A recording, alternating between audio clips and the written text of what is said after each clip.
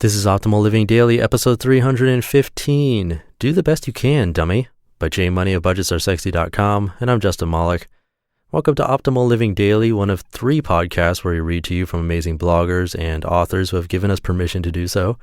And here I cover personal development, healthier living, minimalism, productivity, and more. It's my way of trying to deal with performance-based anxiety while also helping both of us improve our lives. A really simple premise, really. And if you like the idea of the show, all I ask for today is just to listen to the end. So with that, let's jump right into today's post and start optimizing your life. Do the best you can, dummy, by M.O.N.E.Y of budgetsaresexy.com. I've been living under a new mantra these days, and as obvious as it's going to sound, I'm still going to share it with you anyways, mainly because it's Friday and I want you to go into the weekend feeling good about yourselves than the opposite. Today's topic is about accomplishing your goals, or rather not giving up on your goals. Tell me if this sounds familiar. You get super excited to accomplish blank. You make it a priority and get all hardcore about it. You last an entire month without slipping up at all. Then one day you do slip up and you cry a little inside. You make up for it the following day and now you're back on track again, until you slip up again. Then one day becomes 2, 2 days become 3, and eventually you've given up entirely. But hey, you gave it a shot. If you set New Year's resolutions, I'm sure you know what I'm talking about. How are those going, by the way? I call this the all or nothing mentality. The second your slip-ups go into 2-day territory, it all becomes a downhill spiral, making you feel more and more like a big fat dummy, wondering why everyone else has their shit together but you. But here's a hint, they don't. They only put the good stuff on Facebook. Now, I've done this with my money, I've done this with my projects, and most recently, I've done this, or almost done this, with my health. Well, I'm here to tell you that there's been a new revolutionary strategy invented. It's called, do the best you can, dummy, where you do the best you can and not give up. Because when you give up, you get zilch in return, and anything is better than zilch, unless we're talking about STDs, and I'm pretty sure we're not talking about STDs, are we? Am I accidentally posting on protectionissexy.com again? Here are the rules to the game. Number 1, you genuinely do the best that you can. Number 2, you adapt to life's curveballs and only cry a little about it.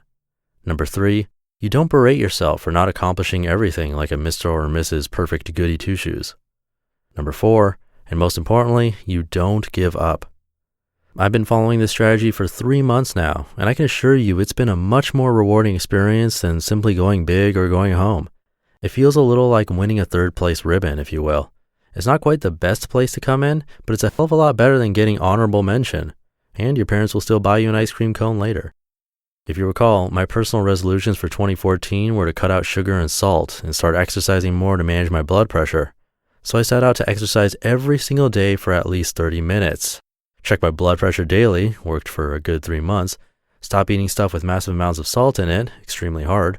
And then cut out my sugar intake, easier than salt, but still pretty hard. For 2 months, I was pretty solid, giving myself high fives every other second, but then the slippage started happening. First, I missed a day or 2 because of workloads, then I skipped a week because I was feeling pissed off about it all and just wanted to give up, and then we had our second beautiful baby boy. You can only guess what happened next. I gave up on everything entirely, until one day I snapped out of it and realized I needed to jump back on the ship, if for nothing else but my family. Here's what my do the best you can dummy habits look like now. Work out 1 to 3 times a week, whatever I can pull off. Stop obsessing about the sodium levels on every package of yummy food and just cut back. Also, never eat at Taco Bell again. Do you know how bad that place is for you? Stop wondering how many spoonfuls of sugar I should eat daily and instead limit my portions. Though I have stopped putting it into my coffee every day and surprisingly don't miss it a bit. Enjoy a more stress-free, semi-healthier lifestyle.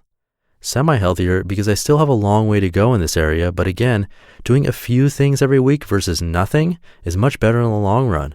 And I think that's the part most of us miss. We get so dang down on ourselves that doing just a little doesn't seem quite worth it.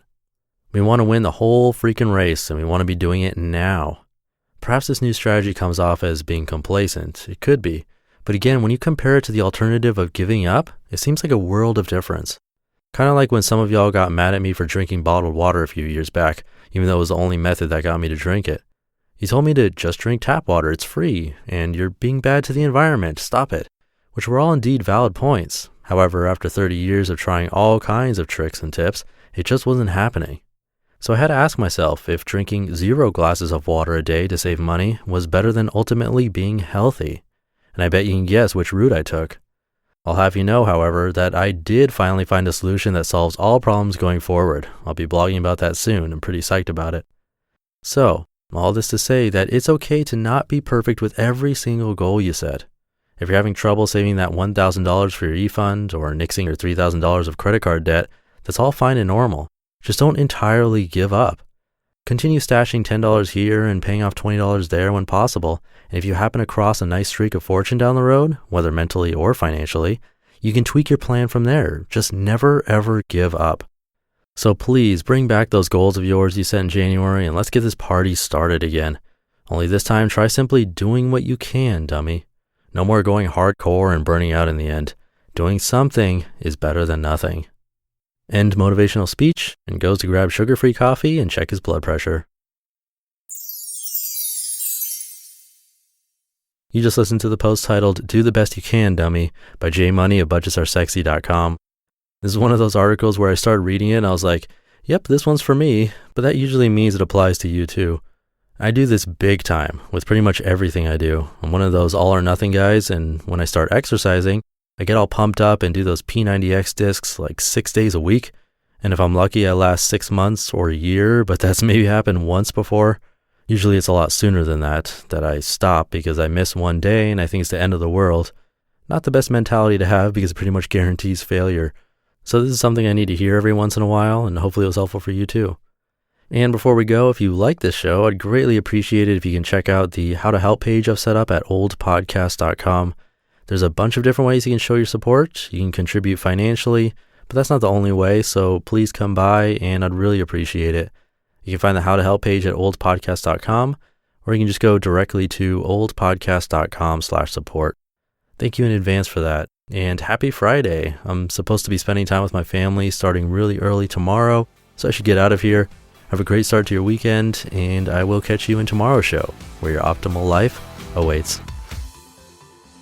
Hey, this is Dan from the Optimal Finance Daily podcast, which is a lot like this show, except more focused on personal finance. Justin handpicks the best posts he can find from blogs and authors like Ramit Sethi, Mr. Money Mustache, and more, and I read them to you 5 days a week. So if you enjoy this podcast, come on over and subscribe to Optimal Finance Daily too. And together, we'll optimize your financial life. You've been listening to Optimal Living Daily. Be sure to hit the subscribe button to stay up to date on each new episode. And head to oldpodcast.com, that's OLDpodcast.com, for a free gift as well as more actionable tips and resources to help you maximize your potential. Thanks for joining us, and remember, your optimal life awaits.